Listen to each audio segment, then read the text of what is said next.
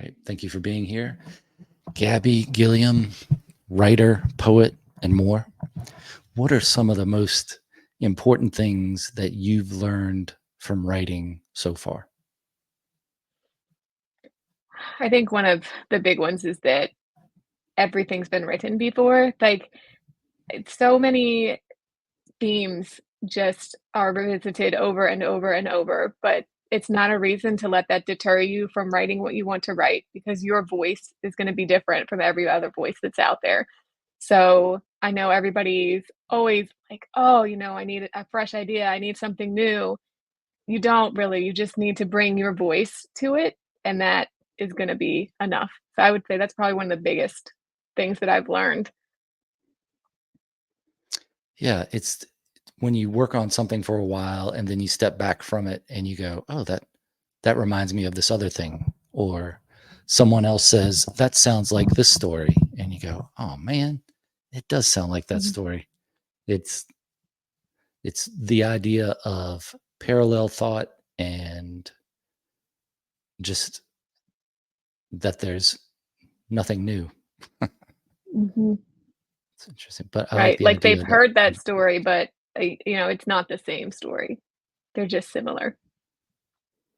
yeah, I wonder how many times things get reinvented or stories get retold after everybody's forgotten about it or most people forgotten about it. And maybe you hear it the most with song remakes where you hear a song and you're like, "Oh, I like that song." You go, "Yeah, you like that song. It was very popular 40 years ago when it was first released." And then you find out even then that was a remake and you're like, "Well, wow, Mhm. strange." How do you I was looking at your website. It's a nice website, and some of the stuff you sent as far as that you seem to concentrate or your biggest thing at the time then was poetry.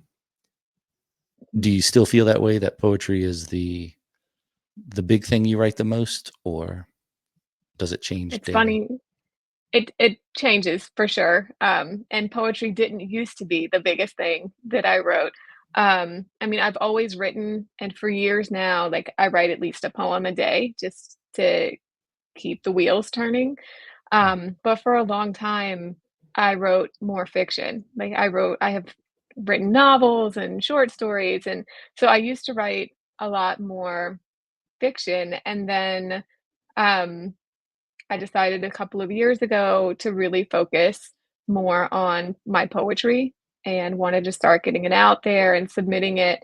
And slowly started submitting more poems than fiction and started having more success with getting poems published than my fiction, and so my focus kind of shifted, um, but I don't think that's necessarily gonna be permanent. um, I could see myself going back to my fiction at any time. What do you think brought poetry to the forefront for you? Um, Honestly, probably, my dad, um, he had a very rapid decline when he passed away. And I think just dealing with his death and trying to process my grief, I turned to poetry more for that. Um, Fiction just doesn't have the same catharsis, I don't think, as poetry does.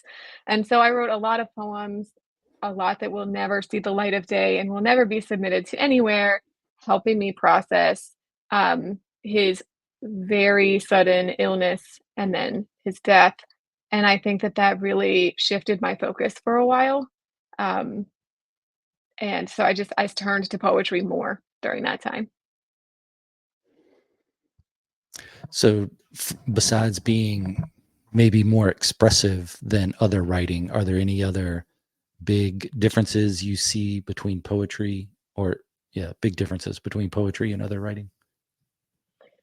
I think with poems, even when it's not something that you've personally experienced, it's somehow more relatable.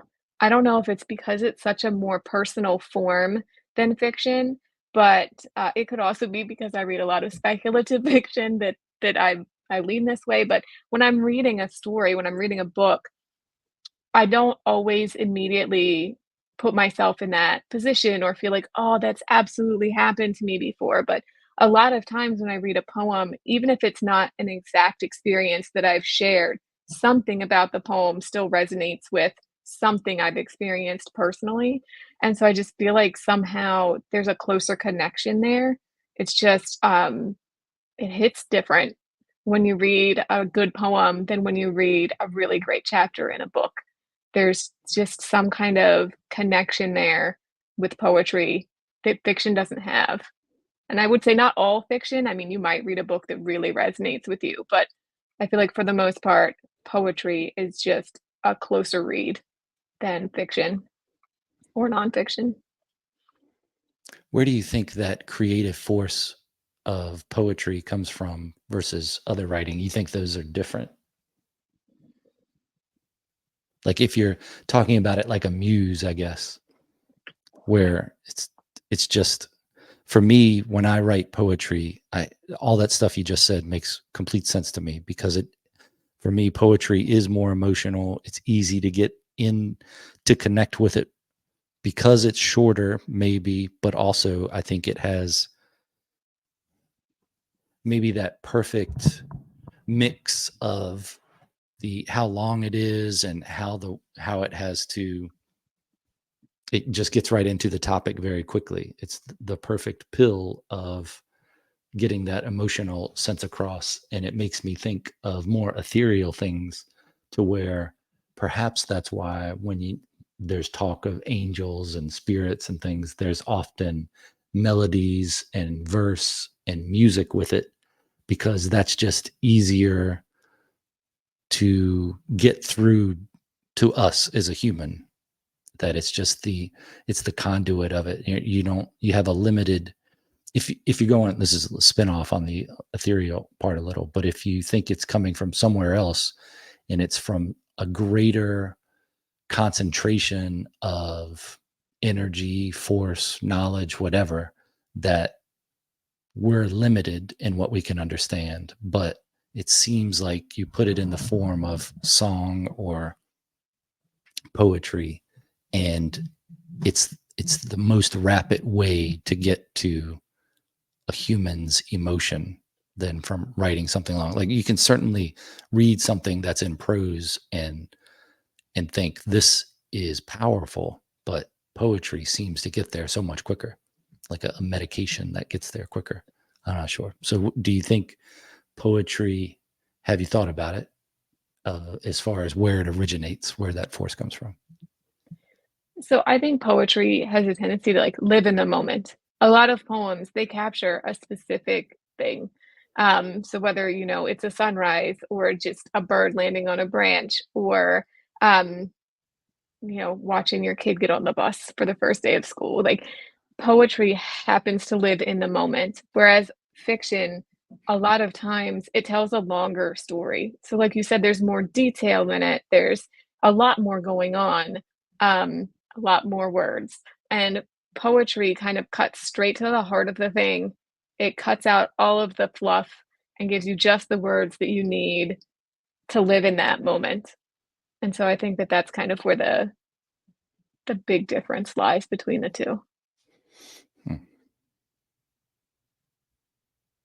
When you submit poetry to places for publication or anthologies, how do you choose which ones you submit, like the work you submit and where you submit it to? I will usually read back issues of the journals if I can. Not everybody has them available online, but if they do, I'll try to go through and read a couple just to see what type of poetry they've published in the past and to see if mine seems similar enough. There have been times where I open it up and I read it and I'm like, no, this is definitely not going to be for me. Um, for anthologies, especially, I pay attention to what their theme is. Um, because if their theme is, witches, and I send them a poem about a cardinal, they're probably not going to accept that poem. And so paying attention to what they're looking for really matters. And that goes for length. If I submit uh, 2-page poem to a haiku journal, same thing, not gonna have any luck there. And so you really have to pay attention to what the journal is and whether that's reading their masthead, reading past issues, um, definitely reading through all of their submission guidelines. I've had some where I thought it was gonna be a great fit, and then I read the submission guideline, and it needs to be, at least 100 words, and the poem I have that works perfectly is only 50, and so I Yeah. can't submit it to them. Um, but if I didn't read the guidelines, then I would have wasted both of our time. My time for submitting and then the editor's time that they spent with my submission when I didn't read what their guidelines were. So, I spent a lot of time reading before I actually submit anywhere, whether it's reading their back issues or reading their guidelines. Um, and then if my poetry style seems to fit and I have something that fits the theme that they're looking for, then I'll put together a submission packet and send to them. Do you ever write a poem to fit a submission? Like, are you looking at contests and then kinda writing on assignment? Every once in a while, I will. So, there's a really great service out there, Duotrope. It's a website where you can track your submissions, but also they send out a weekly email and it has upcoming deadlines in it.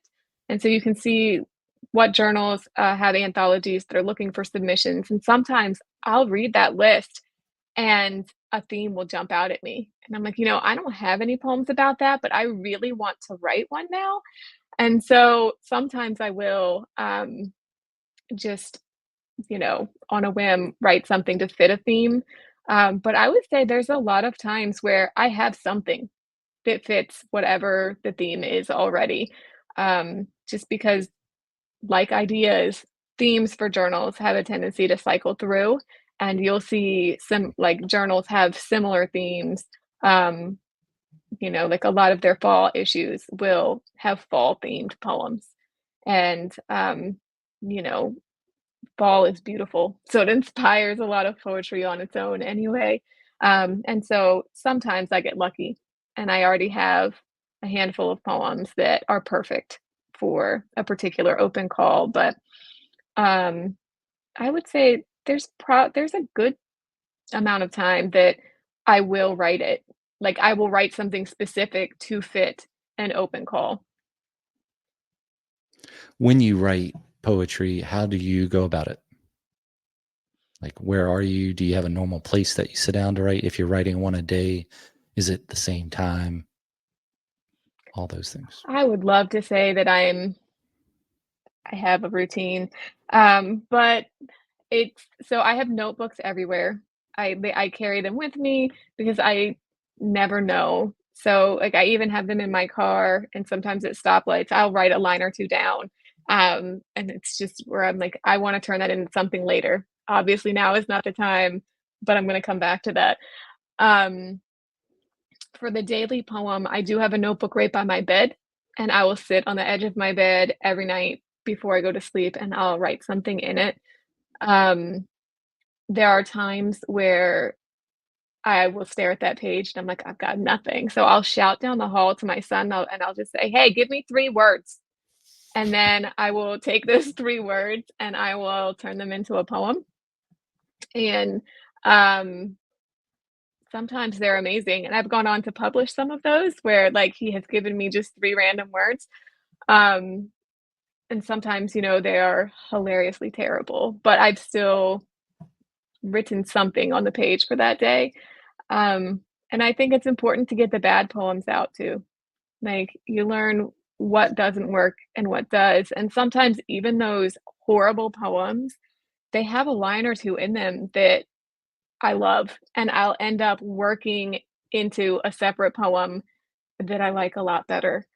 And so I feel like none of it is a waste. So no matter what I sit down and write, like, a lot of times I'll keep at least part of it.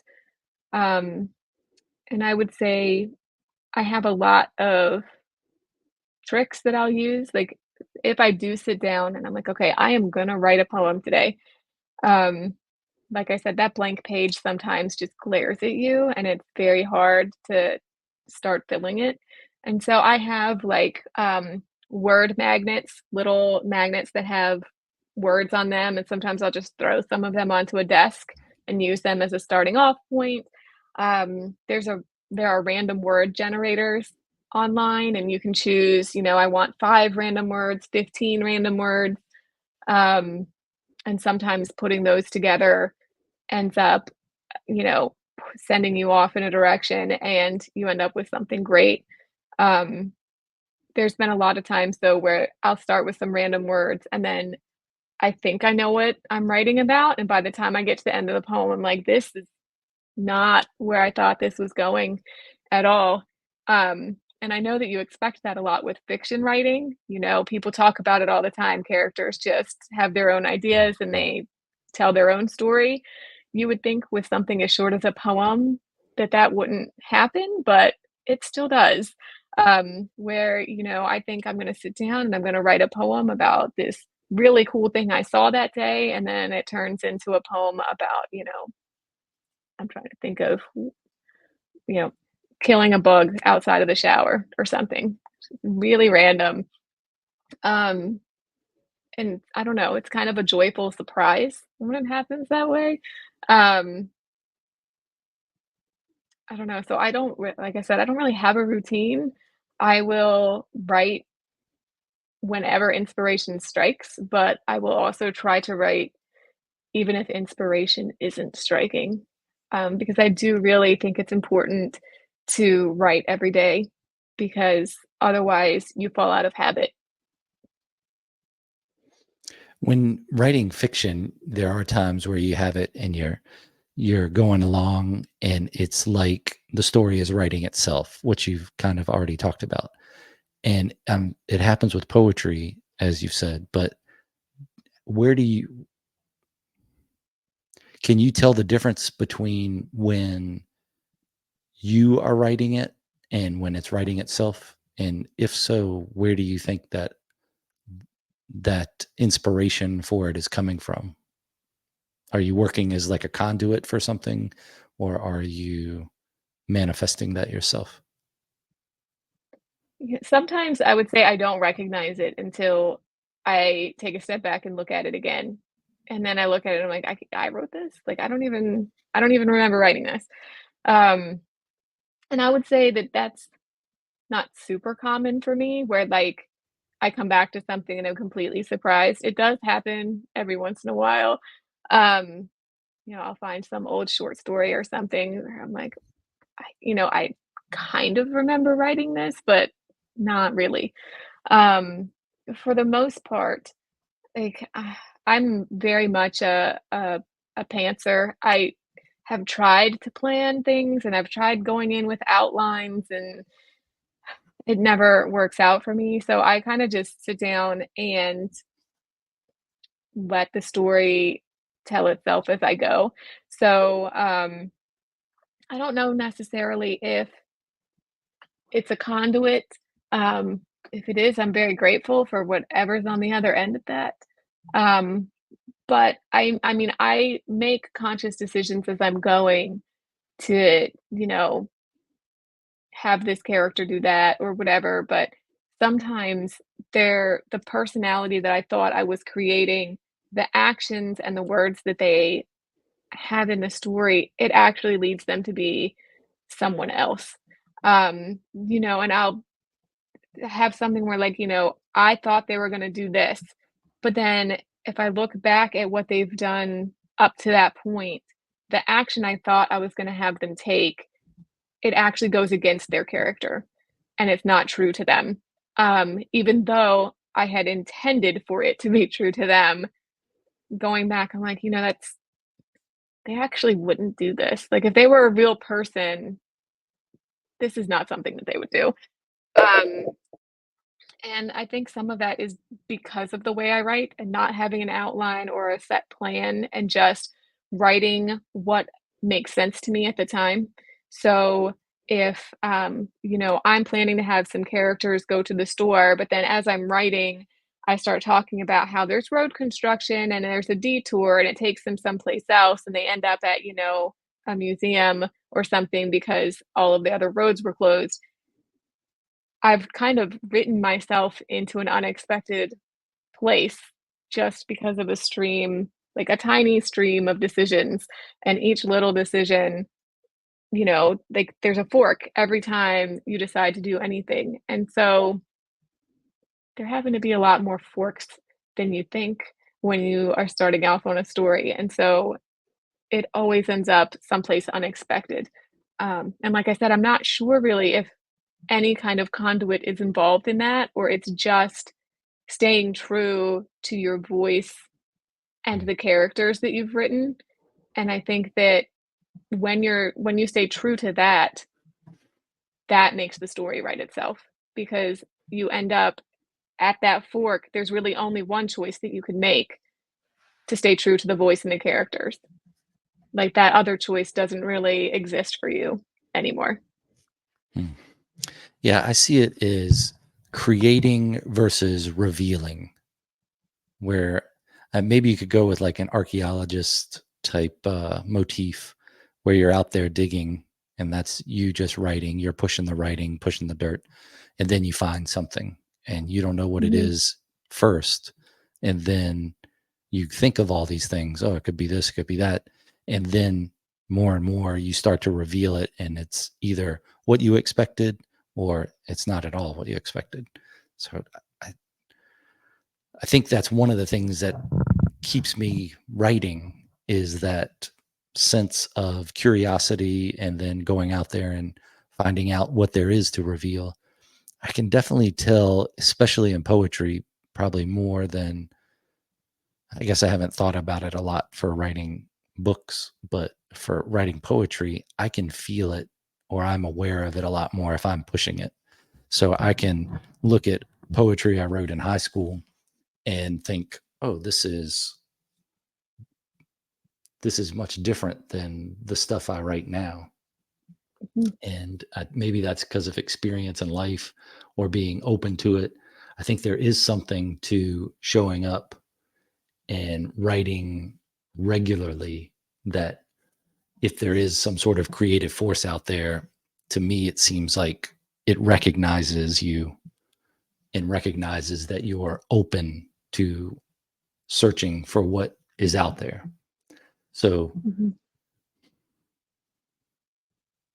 with writing poetry, I feel that more strongly. And maybe that's because what we were talking about at the beginning of just the potency of poetry over writing a science fiction book. But Mhm. hmm, the biggest one of the biggest things for writers for me, I think, is you have to write. So it's that thing when you have that thought that occurs, then you write it down. And whether it's just a line or something else, you have to keep writing those down. And eventually you're going to get something that goes together or you see a connection. How do you organize all those thoughts over multiple notebooks and different places or different times that you've written them? It's a good question. Um, I have no system. Um, so I mean, I have a big box of notebooks that sits in my room. I do periodically type up like anything out of my notebooks that I think I'm gonna turn into something. And so some of my editing process happens there. Once it's I would say it's every couple of months maybe, I'll sit down with my notebooks at my laptop and I flip through them and I'm like, "Oh, I like this." And I'll type that in and then, "Oh, I like this." And sometimes as I'm reading one, I'm like, "This kind of could go with something that I just typed." And so instead of creating a new document, I kinda add it to the bottom of something else. Um, but I would say, like, the majority of the edits that I make to my poems happens then, when I transfer it from my handwritten notebooks onto my computer, and that's where, like, if there's a word choice that's not really working for me or line breaks that I think aren't in the right place and things like that, those changes tend to happen then. Um, but then once they're in my computer, I have, like a ready for submitting folder and a this still needs work folder. Mm, Um, and when I'm going through like those lists of open calls and things, I'll, certain poems will come to mind. And if they're in that needs editing folder, then, um, I will spend some more time with them. And then there's a chance again that they will end up being merged with something else, or I'll add a couple of lines in, take some lines out. Um, so it's kind of a very organic and ever changing process. And even poems that I've published before, sometimes um, when I go back, like when I put poems together for my chapbook, there are a couple in there that had been published before, but they're slightly different in the chapbook than they were where I published them the first time, just because, I realized the line break wasn't working, or there was, mm. I repeated a word twice or something in the poem, and I was like, well, I need to fix one of those. Um, and so I feel like poetry is never really finished. It's constantly like I will always find something that could be changed, and it's really hard for me to decide that something is finished enough to Mm. send out. Yeah, for me with a book, it's easier because you just get sick of it because you've read Right. it But so also many the story's times. done. Do you know what I mean? Like it ends. Poetry doesn't Yeah, really seem to have like an end. It it's could true. just keep going. It's true. It's I do feel like once I've finished the poem and set it aside and say, okay, this is done, and certainly if it's published, I mean, if it's an edit where this is the wrong word or I wanted to put a comma here or not, or I would do those, but I kind of feel like it's its own little thing out in the universe now, so I just let it go. But with stories, when you're writing a book, you read it through. If you've read it 20 or 30 times, you're just like, okay, this is it. This is it. And you send it away and or you do the publishing and you're like, I don't even want to read it again. Right. So with a poem, you read probably as many times as that, maybe more. And what you said about having two words in there, I took it as not being an error, like you have two of the same words right by each other, but where you repeat a word in there, it's Hmm. very like in writing a chapter, I think about that a lot because I don't want to repeat, especially a bigger word or a word that is not just an everyday word that you have in there. But I think in poetry, if you're rhyming words with themselves, then you're like, okay, what am I doing? Is this what I'm doing on purpose? Or am I doing this because I didn't think of another word to put there? Or is it a different thought that I should be thinking or receiving, or however you think of poetry? But consider this for organization, because I used to have a bunch of notebooks back in the day before the cell phone. And now I keep a lot of notes in the iPhone on the notes part just because it's so much easier and you have everything in one place. And then Hmm. you end up with this huge note file on your phone from things that you've written, just whether it's an observation or a line or a quote from, I mean, it's all kinds of stuff mixed in there. It could be a science fiction thing, it could be a deep thought about poetry and life. But I usually put the date and the time with it.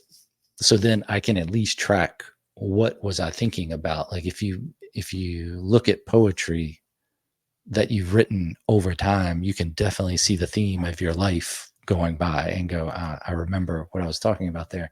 Now, it could be that it means something completely different to someone else, or it could be something that you read years later and think, I know what I meant when I wrote that, but now when I read it, this is what I feel. And I like it when Hmm. that happens. That's interesting. But as far as organizing it, getting it all in one place, I find the first step. So it's all on the phone. And then I'll email it to myself because no matter, I think every writer probably has that same fear of, I don't want to lose what I've written. Like if I write a book, it's the classic Hemingway, I write this and then somebody throws it out or I lose it, and now I got to write it all over again. So Mhm. I email it to myself with just the date, and it just says notes this date. And then I have that if I ever need to go back to it. I'll probably never go back to that because then I put it on the computer and put it in some sort of order where I can print it out. Sometimes I'll use it just on the screen. I've tried different screens and different files to try to separate them, but there's something different about the tactile paper in your hand that it's just that works with how I think. It's kind of like if you take a person that has the metric system as their dominant system, the one they learned, and then you try to introduce them to standard or do the reverse. I don't think you're going to be able to do it. They're always going to be in that system that they grew up with. So for Mhm. me, it's paper for organization. And then I print it out and it's 20 pages, 30 pages, however many. It's overwhelming. And you go, okay, so I've got these things, they're spaced out to these lines or thoughts. So I could take that and type it over here. But what I found works the best is I just cut those pages up into strips. And then I separate the strips Mm. into piles of this is quotes for a book, this is poetry stuff, this is something else, this is something else. And then I have those different piles. And then I can go through and organize those much more easily. And they still have the time and date on there. So if I ever wanted to go back, I have the original file and I also have the time and date. So when I write a poem, I usually have all the dates and times listed on my copy of it when I'm typing it in. It doesn't say specifically which line is which. I could go back and find it, but I don't think I ever have. And I'll end up with a poem and it could have one date and time and it was written all at once, or it could have multiple ones. And then you Mhm. just appreciate that that's how long it took for that poem to write, whether you're just the only one knowing it or whether you put it in your publication that way for other people to consider. I think all poets go through that same thing of you can have one that just comes all out at once, or it's a conglomeration of a bunch of different thoughts. But I found that helps the best for me of organizing those because you can take those strips and put them in any order you want, move them around. You can go, okay, I think this is a poem, but maybe that line doesn't belong in there. And now I move it around a little more. And then you can either tape those to a piece of paper so they stay together or type it in that way. And then you got to get rid of all that because you don't want to have to sort through it again. So Mhm. it's, that's how I organize that. And going back to when I worked on garbage trucks, and going to the landfill to change an axle on a garbage truck, and you're on what they call at the sanitary landfill the working face, where the trucks come in and dump the trash, and then the bulldozers or whatever run over it, mix it up with the dirt, and then they put it into the cells. But Mhm. that's what I call my file for when I'm working on something is the working face, because that's what you're doing. You're mixing it all together. It's Mhm. it's so I worry, like I get anxiety when I think about having a bunch of different notebooks. I like notebooks. I think most writers like notebooks, different types, and they'll collect them and think I'm going to write something special in there. But then I end up just looking at them a lot and using them for other things and thinking, okay, I can use this notebook for that because I'm supposed to write in it. So I'm going to write it for notes for the podcast instead of thinking I'm going to write an epic on it. But Mhm. organization. Have you talked to other poets about how they go about constructing their poems or organizing? I know, um, it had like it varies very much between poets. So some poets are strictly digital. So they just have multiple folders. And, this one is nature poetry. This one's speculative poetry. This is, dead Mhm. dog poetry. This is like, so they have everything organized that way. And on the one hand, if you're submitting to anthologies or something, that makes it very easy to know exactly where to go. Um, but I think with poetry, a lot of poems can be more than one thing. So it might kind of fit a nature poetry call, but it might also fit like a call about grief. because you're talking about how a particular plant reminds you of somebody that you've lost. And so then you have to remember which folder you put it in. Did I put that in the nature folder or did I put that in, the grief folder? Um, and so I feel like I don't know if that system would work for me. Um, I know some people, similar to you, like they print things out and then they lay, like if they're working on a manuscript, they lay all the poems out on the floor and they try and figure out what the order is going to be there. Um, I mean, I feel like writing is such a personal process that we all do it so differently, and you find whatever works for you, and you just keep doing that thing. Like I said, like, I recognize and appreciate how wonderful it is to have a system where all of the poems are sorted by some kind of tag, and I also recognize that I will never be that person. Like, I just it seems daunting to go through and create all of the folders and then figure out how I'm gonna sort everything and where to put it.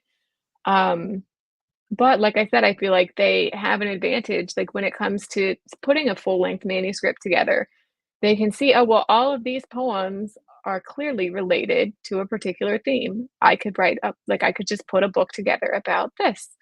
Um, and so, like, I appreciate other people's organizational methods. I just don't know how to make them work for myself, which is unfortunate. Because, like I said, I think I could benefit from being better organized, but I just keep trucking along with the cobbled together system that I have for myself. I wonder how many people, speaking of forks in the road, how many people that would have been writers because they had these ideas and they did write them down, and then they didn't get past whatever places they wrote them down. So they have Mhm, notebooks and notebooks of different ideas and like those little, those lines that are really good lines, but it got so overwhelming that they didn't know where to start, so they just never started. That was it. They just go through life writing the lines down. Or I mean that's one step closer to writing than people that think of a cool thing and then they don't write it down. So it's mhm, when you look at all those possibilities of where anybody could be a writer. Yes, I agree, but you drop all those people off on all those little sections of it of, well, I thought about this thing but I didn't write it down. I wrote it down and then I lost it. I thought it, I wrote it down and I kept it, but I didn't do anything else. And then from that, I organized it like this, or I got it together in these like piles, but then I didn't do anything else. And then people that actually get it together and write it, but then they don't go back and look at it again. And then it's just sitting there. So it is, I think most people develop their own, especially writers, develop their own process for doing it, obviously, because they're doing it. But it's interesting to see the parallels of how everybody goes through similar things in writing, and that the similar, like you can get a bunch of writers together and they can talk about something, and usually all of them have thought about it before or thought about the beginnings of those ideas at least. I don't know, this might be too far out mhm. there, but have you, when you started writing, were you in writing groups? Did you go to writing groups or talk to other people about it? Or how'd you get started just writing in general? So, it started in high school for me.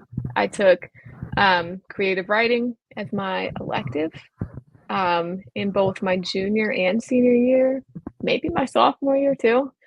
Um, and I had some wonderful teachers.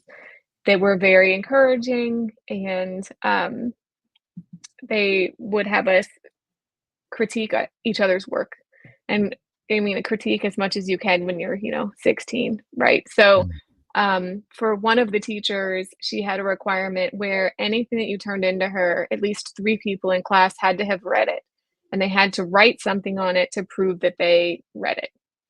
And then, you could take what they said and make changes or not make changes depending on whether they were like, "This is great."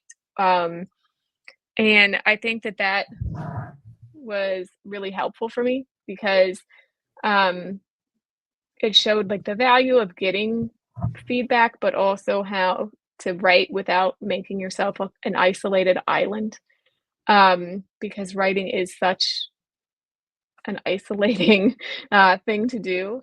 Um, and so from there, I took more creative writing classes in college. I took a wonderful poetry seminar with, Claudia Emerson, who later ended up winning a Pulitzer for poetry, and she was amazing.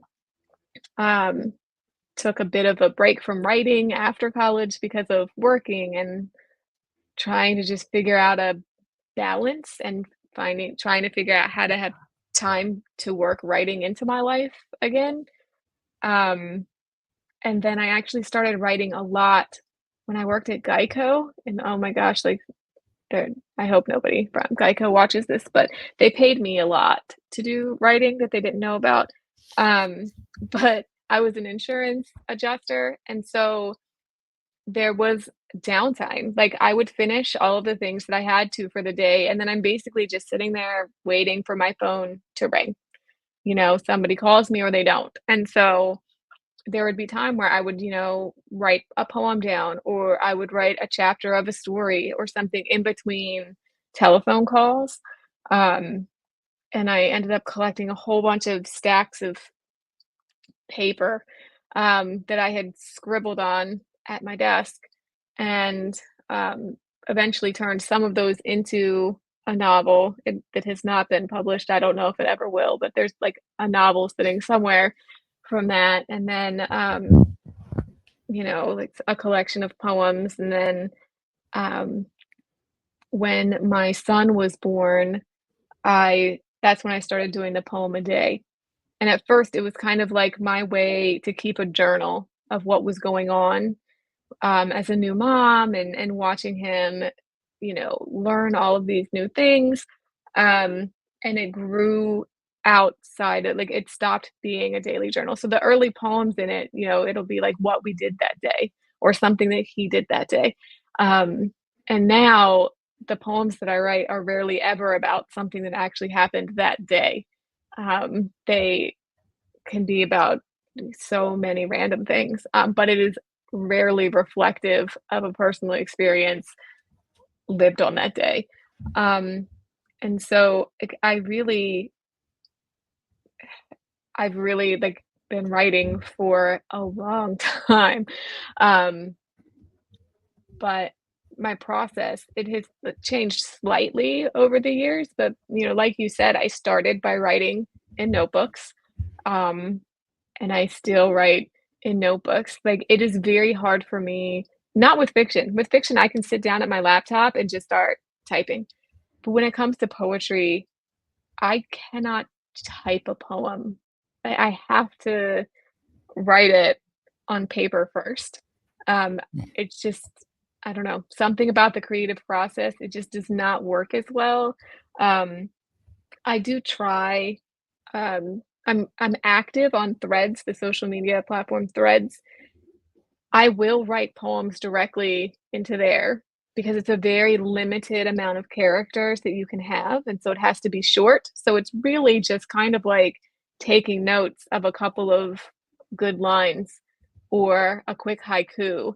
So it's not, I don't know, somehow it's not the same, but it's very difficult for me to type a poem versus handwrite a poem. Like, a lot of my poems happen in one sitting. I sit down and I write it out. Um, it's really hard for me to try and type one, though.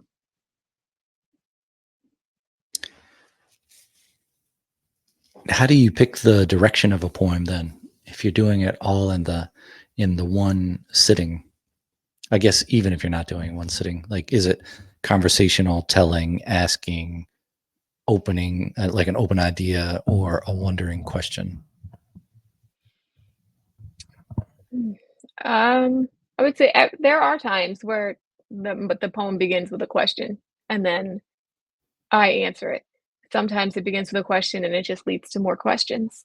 Um, I would say probably because of the way that I write, that's why so often my poems go in a direction that I'm not expecting.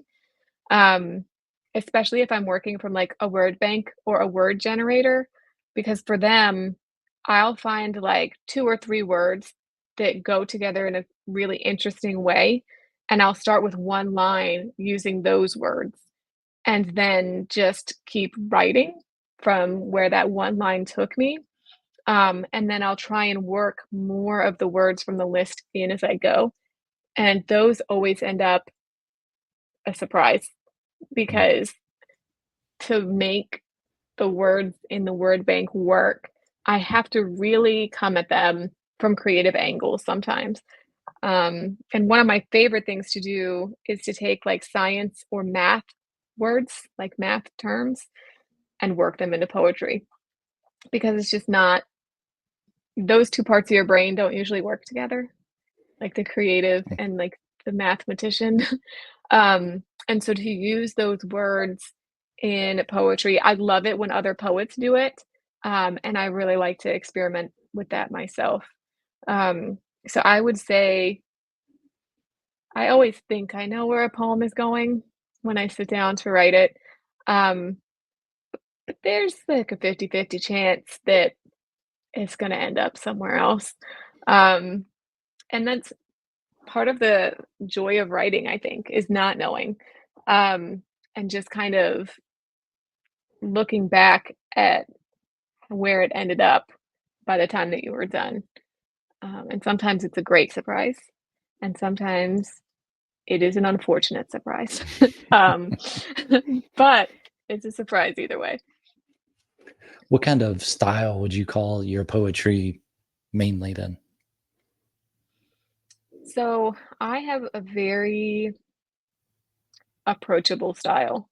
Um, Approachable. They like, I don't use, a lot of heavy metaphors or, um, fancy words that nobody actually uses in conversational English. Like, a lot of my poems, when read aloud, it's just like it's conversational. Um, I have a tendency to write short poems. I would say the majority of my poems are 20 lines or less, because I am very precise with the words that I choose. Um, I really, and that's part of the reason why, like lately, I've been really drawn to haiku. I love the challenge of the concision of very few lines, very few words. Um, I like to make every word important. Like every word in a poem should be doing work. You know what I mean? Mm. If it's not doing work, then it doesn't need to be there. Um, and so I think because of that, my poems are easy to read. You know what I mean? Like, and so that's why I use the word approachable. Like, I'm not, I don't know, like, I've read so many poems where I have to read them multiple times 'cause I'm like, I just don't understand what this poem is trying to say. Like, no matter how many times I try, I'm like, I know there's a metaphor here, but I can't figure out what it is. And so I don't enjoy that type of poetry Mm. myself, and so I don't write that type of poetry. Like, I write poems that I want my poetry to be read and understood, and so I write it to be read and understood. Um, because I don't know, like, I don't think that poetry should be inaccessible. It doesn't have to be, um, this great mystery. Like, there's beauty in the understandable too. I like an understandable poem. I would say mine, if you classify yours as approachable, I would classify mine as like free verse strange, where I, when my wife reads it, she says, "What does that mean?" So I guess that means more of the it's unapproachable, but I think there's room for both. I can appreciate I can appreciate an easy to read poem. I've written easy to read poems, and then others where you're just like, this is a topic that is hard to understand. So it's just going to be hard to understand. And then I think that that's kind of the reason that it means different things to different people. Like if you have a poem that is has a definite meaning, I think it could still mean something else to someone else. Like they could read it and get something totally different from it. And that's great. And that's why usually I try not to explain what I was thinking when I wrote a poem because I don't want to ruin what somebody else was thinking. But if they're not thinking anything, then I'll explain a couple lines and just see where it goes. Like if they want to figure out what it means to them. But I think that's why I feel like poetry comes from somewhere outside of me rather than from my own experience, and I can tell the difference. Like I do have poems that you could read and go, okay, this means this thing, and I'm sure of it. Mhm. But it's like reading Whitman, you could read things into it, but you also know what he's talking about. So that's good. But also, I don't celebrate all of Whitman's poems, and I think that's okay too. How do you measure success of a poet? Not yourself, but just if you were thinking about if you were teaching a class on poetry or talking to poets and they were saying, I have this book, it has 100 poems in it. What would you think would be a measure of success for a poet like that? For me, it would be how often somebody shares your work with somebody else after they've read it. Like, for me, like, a poet is successful if somebody reads it and then they feel like they have to get other people to read it too. Um, but, like and in that same vein, that, you know, my mom can read the poem and enjoy it, but so can my, brother-in-law, so could my grandpa. Like, really good poetry, I think, is universal and can be appreciated by multiple audiences. Um, and so for me, like, that would really be a sign of success, is that, like, no matter who picked it up, they could feel something when they read that poem. That there are lines that they walk away with and are just like, it's gonna stick with them forever. And so that resonance and that, like, ability to reach everyone, to me, is what makes a poet truly successful. I like that. How is your writing space for poetry different than your writing space for books? Oh, the big difference, like I said, is that poetry, I have to write by hand. So I have to have paper and a pen. It can't even be a pencil, it has to be a pen. Um, and with fiction, like, I usually sit down and just type it directly into my laptop. Um, I mean, I do have notebooks filled with, half a chapter here, half a chapter there, where, like, I've worked on something while sitting at the doctor's office or something. But, for the most part, when I'm writing fiction, I'm sitting at my desk in this office, I'm sitting here typing. With poetry, I have a tendency my office is everywhere. So, I don't have, like, a particular place usually where I sit down and I'm like, "Okay, I'm gonna write some poetry now." It just kind of happens. So I would say I have more of a routine or a set thing that I follow when I'm gonna be working on fiction versus poetry, which is its own chaotic mess. What's that routine? For fiction, Hmm. um, a lot of times I don't sit down unless I already have some kind of idea of that what I'm gonna be working on. Um, for many, many years, I did National Novel Writing Month in November, where you write, 50,000 words over the course of the month. So your target is almost 1,700 words per day, which is a lot.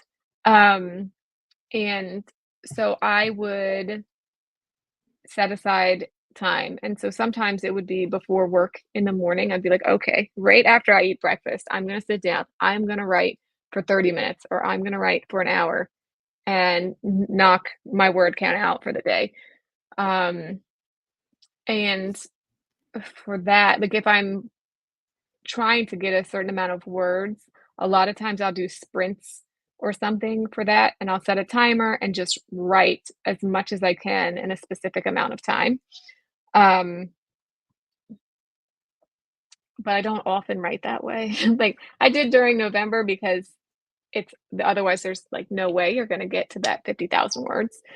Um, but normally I write until I hit some kind of wall. So whether that's, I know what I want them to say, but can't come up with a way that sounds authentic to the character, or I reach like a natural end of a scene and I'm like, okay, I'm done for the day. Or I write myself into a corner and I'm like, okay, we reached a spot that I was unprepared for. And now I really don't know where we're going next. And so I need like some time to percolate and figure out how I'm going to make what just happened work. Um, and so I try and find a natural stopping point. And because of that, some days, you sit down and it's only 1,000 words. Some days you sit down and you write 3 chapters because it's just coming. Um, but I feel like just like with the poetry, if you're working on a book or short story or something, like it's more important to sit and write something every day. Um, and if it works best for you, have a specific time. Um, for me, because my son has like a more active social life than I do, and he is involved in all the things. And so for me, a lot of times it's just trying to cram in anytime I have a free moment and just writing whatever I can. And so it's hard to have a set schedule per se. Um, it's easier over the summer because no school. But during the school year, it's basically just a free for all, like whenever I have a minute. And so that's why I carry the notebooks around with me everywhere. 'Cause it's like I'll just scribble what I can when I can, and then try and whip it into some kind of shape once I have some time. So I don't know, like I said, like routine is not really something that I'm good at. Mhm. I've thought before that I would give up a day of writing on a book for, I would trade a day of writing for a book for one good poem, no matter the length. And I think that first happened for me a few years ago when I was like, okay, let me take all the poems I've ever written and put them together, see if it's okay for a book. And I'll put it in a timeline. So it goes from high school or before to adult life. And then I'll just be done with this poetry thing and I'll go back to writing science fiction books. And that was a few years ago. And that I think I've done 3 poetry books since then with the idea of trying to write 10 poems a month that are poems that you wouldn't mind putting in a book, that you wouldn't mind showing to someone else. And I used to worry that that was going to go away. And then I became so used to writing, to showing up to write poetry, or at not just sitting down to write it, but taking the time when the thoughts occur to write them and then taking the time later to organize them. And now I'm not worried that it's not there. Like you can show up, you can ignore it and not write, Mhm. but you can also just be opened up to it and it's going to be there no matter what, I think. that's my working knowledge of it right now, is that it's always there. You just have to look for it. So I'm not sure why I've switched over to poetry more than other writing, but I, I feel like you said about the same thing at the beginning, is that you were writing books and then started poetry more. Why do you think you went into poetry more? And what do you see as the future of that? And I know you said that it would eventually be over, but how do you see it ending? So, I think a lot of it has to do with the chaotic nature of my daily schedule. It is so much easier to find time to sit down and write a poem or even half a poem than to sit down and write a chapter. Um, it's just it's writing fiction is a lot more time consuming. And when you are scrambling for time as is, I feel like it's just easier to fall back into a poem. But also, once you start writing poems on like a pretty consistent basis, I think that your brain shifts a little bit. So when you sit down to write, you are naturally falling into like lines of a poem versus a paragraph of prose. Like it just your brain is kind of processing your words differently because that's what it's used to. And so I think like it's important, and that's why I do still write fiction every once in a while. Like otherwise, it's I don't wanna say that you forget how to do it because, of course, it's like riding a bike, you're never gonna forget it, and like you said, it's always gonna be there. I just feel like what you do more often is closer to the top of that creative well. You know what I mean? So, like, if you've been writing poems pretty consistently, they're gonna be really close to the surface, and you're gonna have to go a little deeper if you wanna, get back into writing some fiction. And so I think that once you start to make that transition, it's easier and easier to just turn to poems, um, especially if you are, just trying to capture something immediate or you're just trying to capture a specific emotion versus flesh out a complete story. And so I think, once things slow down for me a little bit, that's why I said I could see myself going back to fiction. Like, I keep saying I told myself this year that I was gonna work on a novel this summer. We're already halfway through July, and I have not touched it. It's still just sitting there unedited. Um, I do still plan to get back to my fiction at some point. I don't know, poetry seems to fit my life better right now. What a great explanation. That's good. It's if if I think about it or visualize it like the Inside Out movies or whatever, where you have different characters or different personalities, except I would visualize it more of the muse for whatever, that creative force or that friend that's there or whatever you call it, that is the poetry side of you versus the book side of you. And if you go into a room, I picture the book side person is just sitting over there minding their own business with stacks of things, and that's a lot of work you're going to have to get into and a lot of time. And I, I think I like your idea of your brain just as it slides into something different, because right when you walk in that room, if you have three books that are waiting, in your mind that you think about every now and you personify them in three different people across there, and then you walk into the room and there's the poetry muse, it immediately greets you and it's like, hey, haven't seen you in a while, good to see you again. What do you think? Let me throw some ideas your way. What do you think about this? And then you're just into the poetry part. And I wonder if that's because that's just how the mind of a poet works, and that a person that writes books doesn't think like that. They're more going towards the person in the library type setting that's over here being quiet, and you have to do some research and put a lot of time into it to write the book. Or is it the immediate emotion, that strong pill of poetry that hits you more? It has to. The answer has to be that there's different type of people that prefer different things. But uh, interesting to think about, just visualizing it. So then, do you think, like, what do you think the end will be? I guess this is a question I have of that I'm thinking about myself is what's the end of poetry for me? When does it become the thing that's not the immediate attention when I walk into that room?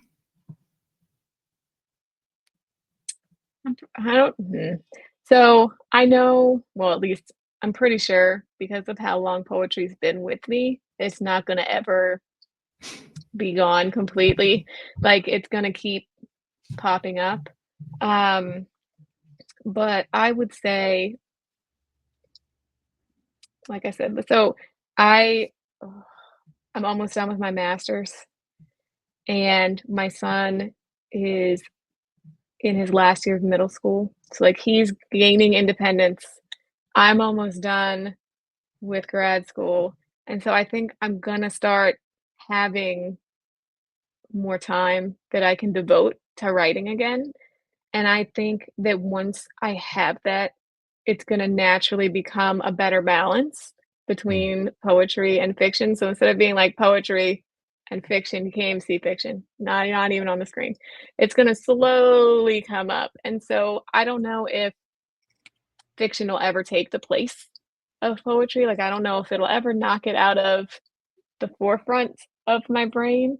Um, but I think that it's not gonna be long before I start to work it in more. Just because I have found myself thinking about the novels that need to be edited, like, I've been, like, revisiting those stories more, when I'm thinking about things, and, um, like, flash fiction is starting to crop up a little bit more for me, so when I sit down, sometimes I write, like, a little bit of flash prose instead of a poem, and so I feel okay. like it's starting to creep in. Mm. It's just I'm not there yet. So, I'm hoping, not too far off in the future, that it's gonna become more of a balance than it is right now. Yeah, I think I saw poetry creep into my writing because through music and also through dialogue of people, my dialogue got more what I would call profound, or I spent more time thinking about what the character would say, and I go, "Oh, that's not the best way to say it. What's a classier way to say that?" And it became more lyrical or whatever. And then I think that's what led into poetry. It is it was a strange takeover to go from writing books to then writing poetry, but hmm. With graduate school, is that for teaching? Mhm. It What are is. you So looking I'm to only teach? have 2 classes left. So, um, so I do have my teaching certification. It's in, grades 1 through 6, so I can teach elementary and early middle. Um, and so my master's is actually in leadership and teaching. I don't foresee myself ever being a school administrator, um, but who knows? So, I just actually have 2 leadership courses left, and I'm taking one now, and then I have one in the fall, and then I'm done. What what subjects are you looking at teaching? Or when you're in the first through six, is it like you It's teach multiple everything. subjects? Everything? Yeah, so it's I mean, some schools do departmentalize, and so you have some like in 5th grade especially, you'll have math and science versus social studies and English, but for the most part, um, especially in the younger grades, like 3rd grade and down, you teach everything. They don't even switch for math or anything.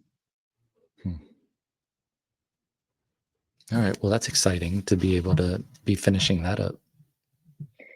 It is, and like I said, it makes it so that I foresee having some more time that I can devote to writing things that aren't, term papers and lesson plans. In your writing, do you see a theme that, whether you've thought about it or not, whether this is the first time or you're conscious of it already, do you see a theme that travels through all of your writing? I think that that changes a bit as I change. So, like I said, I leaned really heavily into poetry when my dad died. And so you can really feel that in my writing from that time. Um, when my son was really little, I the short stories that I wrote are filled with a lot of whimsy. They're geared towards younger audiences. It was more like I was writing stories for him than writing stories for myself. Um, and so I feel like you can kind of tell where I'm at in my life by looking at what I was writing at that time. Mhm. But I will say loss and family turn up pretty consistently throughout. Um, and so that's probably the 2 things that I write about the most, whether it's short stories, fantasy, realistic, those themes constantly show up for me. What's the best way for people to follow your work? I would say, I am on Facebook, Gabby Gilliam author. Um, I am not the best about posting there all of the time, but I do generally, keep it up to date about things. Like I said earlier, I am on Threads. I try to post at least a haiku there every day, but, I post other things too. And, my website, I do keep that up to date. I do the website myself, so, Mhm. um, like, the publications are current, appearances are generally up to date, um, and so those would probably be social media and my website would probably be the best ways Okay. to keep in touch. In the show notes, I like your website, and that's in the show notes as well as your a link to your Facebook and your Instagram. So if people didn't have a chance to write those down or they can't find them, they can go there and get the links directly. Are there any topics that you wanted to talk about that we didn't, or any thoughts in closing? Um, I mean, other than, plugs for my books, I do have 2 horror novellas out. They're the Drumming for the Dead series, and it's Trouble in Tomsk and Chasing a Cure. They are a zombie story that I wrote for my son. Like, I sat down one November for National Novel Writing Month and was like, "Hey, I don't know what to write about. What should I write about?" And he was like, "Zombies." I said, "Okay." Um, Never had written a zombie story before in my life. And now there's 2 novellas out. They're out from Black Hair Press. You can get them on Amazon and, Barnes& and Noble, I think, too. Um, and then I had my first chapbook of poems come out last month. It's called No Ocean Spit Me Out. It is also available from Amazon and Barnes& and Noble, and I think that's it. Just a quick What kind plug. what kind of zombies are they? Fast zombies or slow They are zombies or not. somewhere in the middle? They're Okay. not super fast. Um, so the zombies in my story are created by a parasite in the water supply. So it's more like, a parasite has taken over the body as a host and is controlling it. So they're a little bit clumsy and slow, but still a problem. Okay. All right. Very interesting. All right. Those, and I know you have links or explanations for those on your website too, so people can find all that I do. information there as well. Absolutely. Well, thank you very much for your time. It's always nice to talk to a poet. I appreciate that. Um, I appreciate you for having me. I'll talk to you on the other side of this musical exit. Awesome.